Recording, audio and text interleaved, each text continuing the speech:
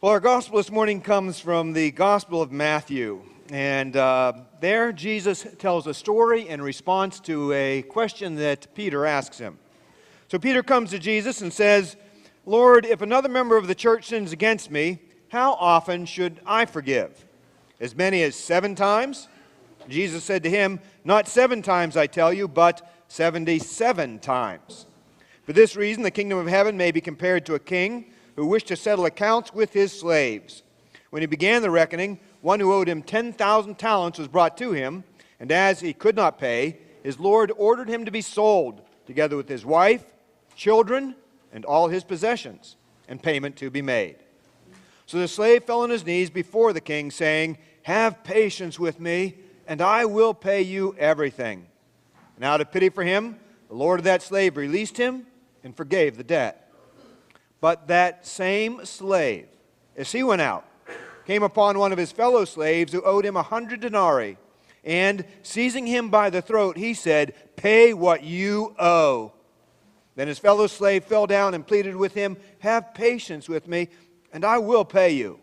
But he refused. Then he went and threw him into prison until he would pay the debt. When his fellow slaves saw what had happened, they were greatly distressed, and they went and reported to the Lord all that had taken place. Then his Lord summoned him and said to him, 'You wicked slave, I forgave you all that debt because you pleaded with me. Should you not have had mercy on your fellow slave as I had mercy on you?' And in anger his Lord handed him over to be tortured until he would pay his entire debt. So my heavenly Father will also do to every one of you if you do not forgive your brother or sister from your heart." Let us pray. Lord, may your words only be spoken and your words only heard, and we ask this all for your love's precious sake. Amen. Please be seated.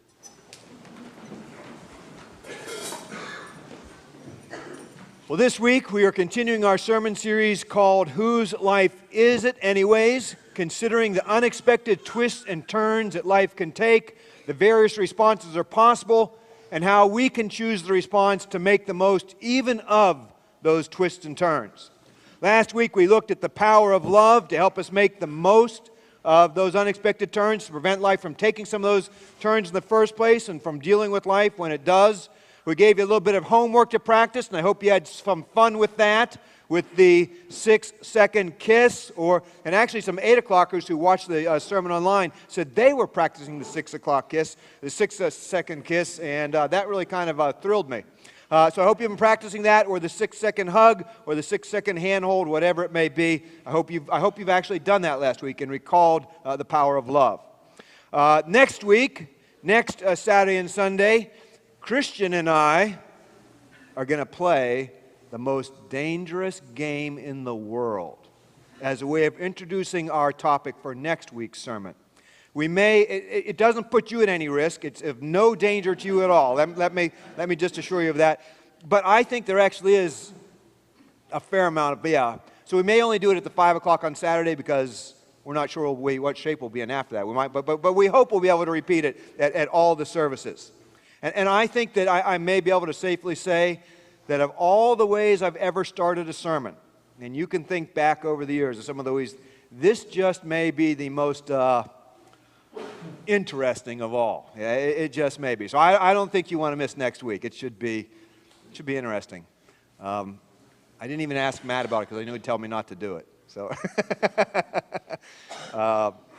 even Big Al told me not to do it, and that's really scary.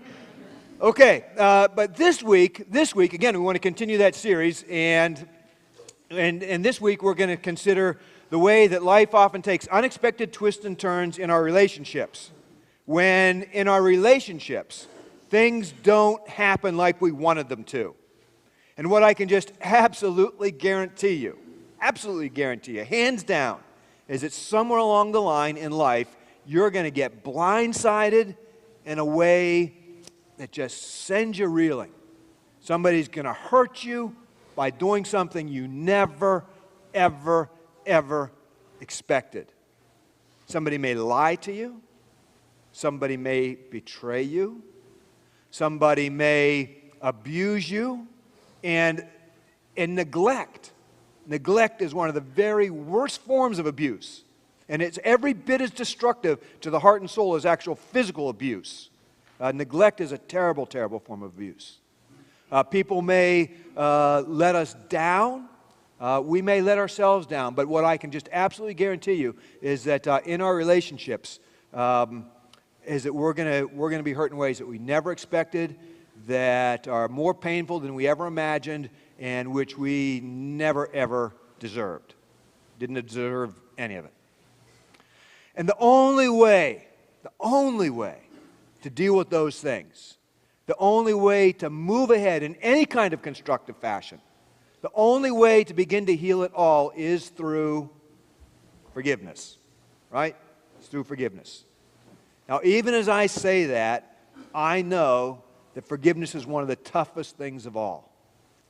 I know that I think pretty much anybody I have ever met at some point in their life, in some way, and oftentimes, over the course of our life, has struggled or is struggling with forgiveness. It is a toughie. And yet, I know that if we don't forgive, there is no future. There is no healthy future. There is no constructive future. Jesus taught that. In fact, we're going to see how he taught that very clearly in today's gospel. Desmond Tutu, in a book that he just wrote about forgiveness, and you can think of all that he experienced with the apartheid of South Africa and all the violence that he and his family endured. He says that for us as a nation, for me individually, for my family, there just was no future if we had chosen the path other than forgiveness. And when he says that, I listen. And everybody I've ever read who I respect on this subject, and indeed all my own experience and my experience with other people, has said the same thing. Without learning to forgive, there is no healthy future for any of us. And so what we're going to do this morning is we're going to take a look at the gospel this morning, because this gospel morning has a lot to say about forgiveness. And we're not going to be able to say all the things that I'd like to say. So let me just up front recommend 3 books to you, okay? The first is Desmond Tutu's most recent book, The Path of Forgiveness. Great little book. He's got a 4-fold process. That 4-fold process is gold. He builds a lot on the work of a guy by the name of Frederick Luskin. Frederick Luskin has written a book called Forgive for Good. And again, that's a very powerful book. He's got a 9-step process, but again, a very helpful process. And then the other book that I personally have found very, very helpful, that my wife found very helpful, is The Forgiving Life. It's the book I talked about last week, Robert Enright. I think he's got a 21-step process of forgiveness, but it's very thorough and very, very helpful. So there's no way we're going to be able to cover everything we want to cover this morning. And so if you want to read more about it, any one of those 3 books will be an excellent resource for you, okay? But let's go back to this morning's gospel, because I think in this morning's gospel, Jesus gives us a very simple and very profound definition of forgiveness. And his definition of forgiveness is just this. When life doesn't turn out like we expect it to turn out, so the king lends this guy some money, expects the guy to pay him back. The guy doesn't pay him back, didn't turn out the way that he expected it to turn out. When life doesn't turn out the way we expected it to turn out, when things don't happen the way we expected them to happen, to make our peace with those people and things in such a way that we don't find ourselves in prison.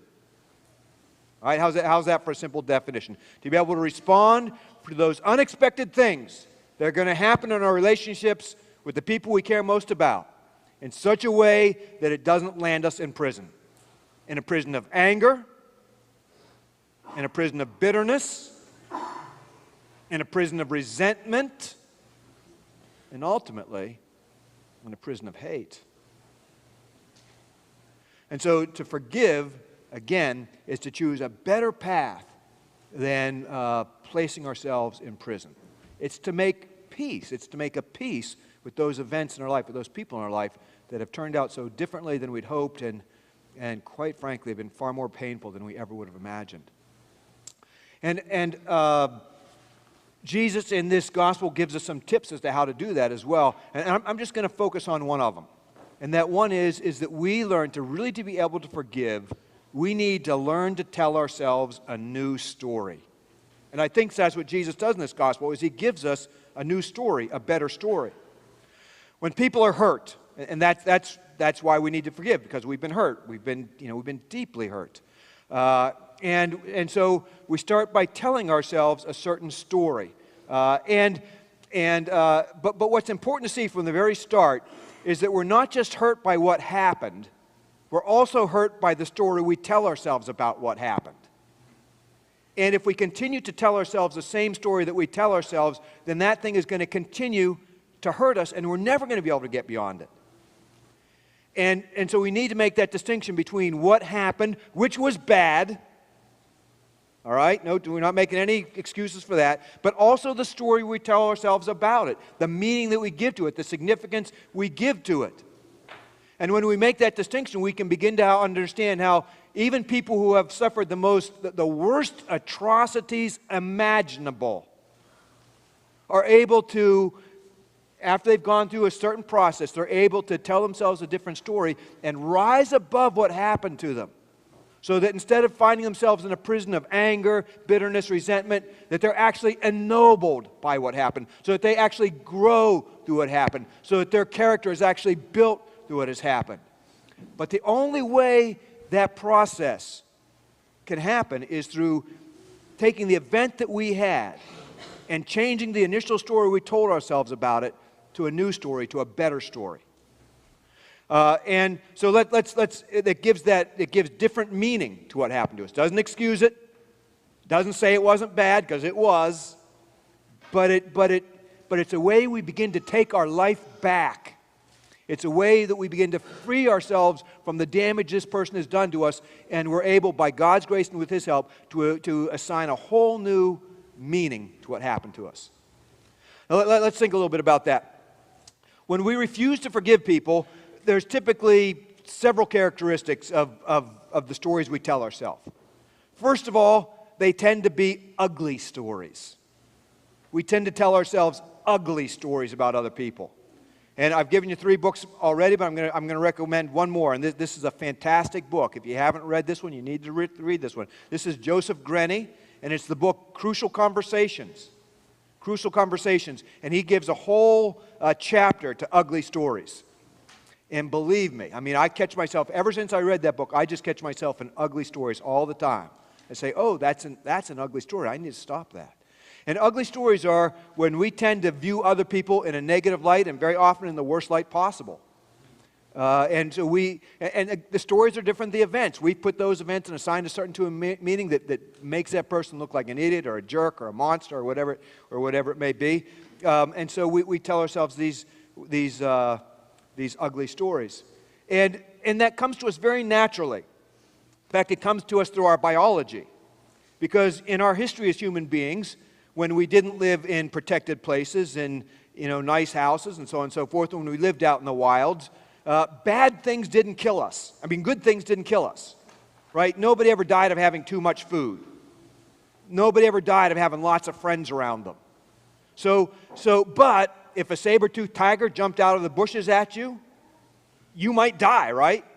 And so we learn through our physiology, through our biology, to respond with a whole lot more horsepower to perceived threats, to the negative things in our life. And they call this a negative attribution error.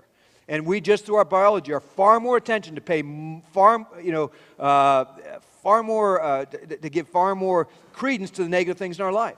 They're just naturally where our mind lodges. And so we tell these negative stories and we just rehearse them over and over and over, and those stories begin to feel like fact, and we become the product of that story. But again, it's an ugly story. And it may be that maybe not, but it may be that there's a different story that could be told. Second of all, in the stories that we tell when we refuse to give, very often we are what's called round characters, where everybody else is a flat character. I should have brought Flat Ernie in for this. Everybody else is a flat character. And what we mean by that is that we tend to be complex. And, and other people are just, they're single, there's only one part to them, bad. They're just idiots. They're just jerks. That's all there is to them. And we tend to think that it's dispositional, that it's some flaw in their disposition that makes them the way they are. And that's why we see them so poorly. But us, we tend to see ourselves circumstantially. And the circumstances in our lives dictate that we are the way we are. So they're the way they are because they're bad. We are the way we are because the devil made us do it, not us. It's the devil. I mean, it's whatever it may be. And I was thinking about this week, and it made me laugh. But I was driving behind this car, and I was, sort of right up on their bumper. I wasn't really. I was back far enough, but on their bumper they had this sticker that said, "The closer you are, the slower I drive." And but here's the funny thing: they were right up on the bumper of the car in front of them. I mean, right on the bumper of the car in front of them. And we got to the light. This was at I don't know what road it is, but it was some road up there. I guess it's obvious. And so we were there, and this car pulls up in front of me, and there's a car in front of me at the light, and there's this little space in between cars, but I'm not sure I even would have gone there, and I sort of have a lead foot. The car in front of them with better sense than I or the driver in front of me didn't go, and the car with you, the slower you go, the closer you are, the slower I go, lays on the horn. He just lays on the horn. So you kind of can imagine what's going through this person's mind. If you're on my tail, you're a jerk. You're an idiot. But if you're going slow in front of me, man, you got a problem, and I am justified in responding to you with however I want to respond to you. Right? And that's kind of the way it is. We're round characters. Our behavior is complex. There's reasons for what we do. You're flat. There's only one reason for what you do. It's because you're a jerk. It's because you're an idiot. It's because you're in some way, shape, or form bad. So we tell ourselves these ugly stories in which the other characters are flat. And then when we refuse to forgive other people, the story we tend to tell ourselves, and this is a little difficult, but I think this is true. The stories we tend to tell ourselves tend to be narcissistic stories. They tend to magnify our own hurt. They tend to make things be all about us. They tend to make our hurt unlike anybody else's hurts, unlike anybody else ever suffered. And so maybe other people should forgive other people for what happened, but I'm sure not going to forgive you. And so there's this sort of narcissistic element to our story, and because it makes us unlike everybody else, then we sort of lose touch with everybody else. And the story Jesus tells, the story of these two debtors, the one who owes this king a relatively small debt, begs for his life, the king forgives him, then he owes the king a huge debt, and the king forgives him, and then he comes upon somebody who owes him a relatively small debt, and he won't forgive him, and then the king comes back and says, okay, you don't get it, do you? Jesus is giving a different story that corrects each of those first three characteristics. You see, in this story, we're unable to tell an ugly story about somebody else. We realize that the other person is just like us. They may be flawed, but guess what? You're flawed too. I'm flawed too. In fact, I'm deeply flawed. I don't have to tell you that. You probably know that better than anybody. We're all deeply flawed. We're all deeply broken people. We're all in the same boat together. And we realize that, we can't tell ourselves ugly stories about other people. And second of all, again, these characters both have complex lives that lead up to these situations. So you can't have other people being flat and us being round. No, we realize everybody's round. We all have extenuating circumstances. We all have reasons for doing what we do. Now, it doesn't excuse what we do, but it might explain what we do. And we might be able to understand why a person does that. And we might be able to respond with compassion instead of contempt. And then, the final thing is that instead of being a narcissistic story, the story that Jesus tells helps us to understand that since everybody's broken, we need to reach out to everybody. Instead of being judgmental, instead of being harsh, we need to be compassionate. And in the midst of our hurts, whatever our hurt is, and whatever your hurt is, I'll just guarantee you, there are people here in this room this morning who share that hurt with you. And whatever hurt that is, I'll guarantee you in a room of this size, it's going to be represented more than once. And so when we begin to realize that my hurt doesn't need to isolate me, but it can actually give me more compassion for the people around me and draw us into closer relationships with each other, you see, then we begin to find the road to healing.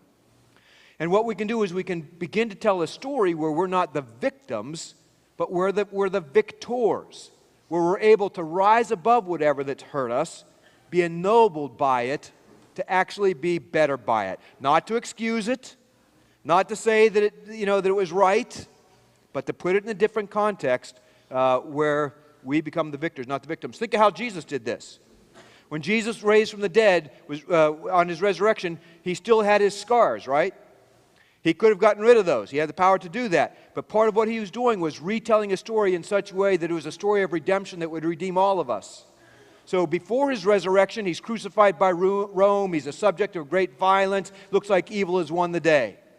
After his resurrection, he still has the scars because it's important. A part of healing, a part of forgiveness is to say, this happened.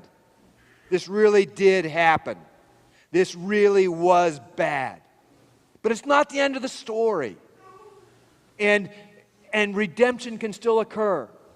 And so, Jesus still has the wounds, but now those wounds are a symbol not that evil's won the day, but that hope wins the day.